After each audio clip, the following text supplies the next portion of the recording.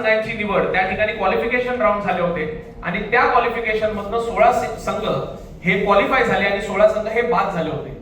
ह्या 16 संघांचं मागच्या वर्षी आमच्या सोबत एक करारनामा झाला होता ज्यामध्ये त्यांना 3 वर्षाचं ह्या ठिकाणी आपण त्यांना संधी देणार आहोत असं त्या ठिकाणी ठरलं होतं आणि त्याच्या बेसिसवर हे 16 संघ आमच्या सोबत जोडले गेले.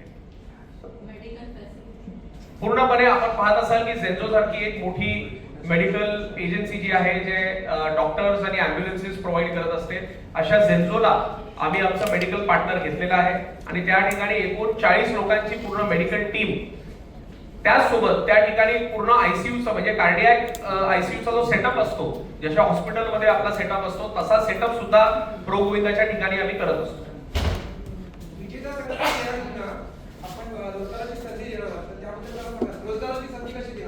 बघा आम्ही पहिल्या वर्षापासून ज्यावेळेस संघ मालकांना आणण्यामागचा उद्देश काय होता की मराठी मुलांना आमच्या या मुंबईच्या मुलांना नोकरी मिळावी आणि संघ मालकांना 200 मुलांची यादी ही आपोआप मिळालेली आहे.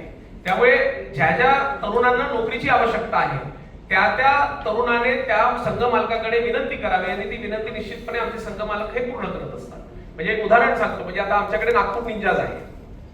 नागपूर निंजाजचे जे संघ मालक आहेत त्यांची एक इन्फ्रा कंपनी आहे. त्यांच्याकडे जो स्टाफ आहे तो खूप मोठ्या प्रमाणावर असतो. त्यामुळे त्या टीम मधल्या काही तरुणांना ते रोजगार निश्चितपणे मिळवून द्यायचं काम त्यांनी केलेलं आहे.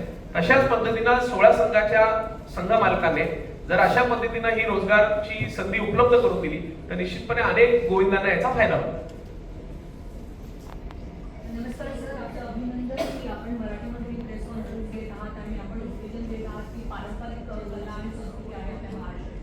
पण त्याचबरोबर काय होतं की हे जे गोविंदा पथक जे असतात हा तर एक इव्हेंट होतो, पण इतर वेळेला ही जी त्यांची कला आहे ती लोकांसमोर आणण्यासाठी आपण आणखी काही चॅनल बरोबर कोलॅबरेट करून दुसरे काही आणखी प्रकारचे जॉईन करू शकता मनोरंजनाचे आणि त्याचबरोबर त्याला रोजगार जे तुम्ही म्हणताय की संघचालक देणार आहे पण ते संघ मालक पण ते संघ मालक जे आहेत ते सगळे मोस्टली मराठी आहेत.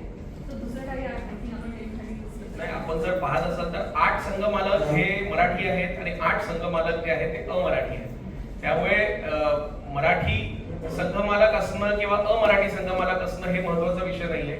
आपल्याला ह्या गोविंदांचा फायदा कसा होईल हे होण्यासाठी ज्या संघ मालकाने, कारण शेवटी कसे संघ मालक होण्यासाठी फक्त आमच्या लीग बरोबर जोडून काय फायदा होणार नसतो.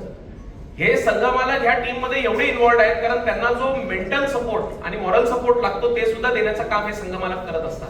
दुसरा प्रश्न की अनेक चॅनल्स बरोबर आपण पार्टनरशिप करणं, तर मला आपल्याला सांगायचं की IPL सारखी मोठी लीग सुद्धा ही फक्त एकाच चॅनल बरोबर पार्टनरशिप करत असते. त्यामुळे हे अनेक लोकांपर्यंत ते रीच मिळत असतो. त्यामुळे आम्ही सुद्धा ठरवलं की आपला हा मुंबईचा उत्सव आज सगळ्या आमच्या मीडियाच्या प्रतिनिधींच्या माध्यमातून फक्त दहीहंडीचा एकच दिवस असायचा ज्या दिवशी ही दहीहंडी आपल्याला टीव्हीवर पाहायला मिळायची. परंतु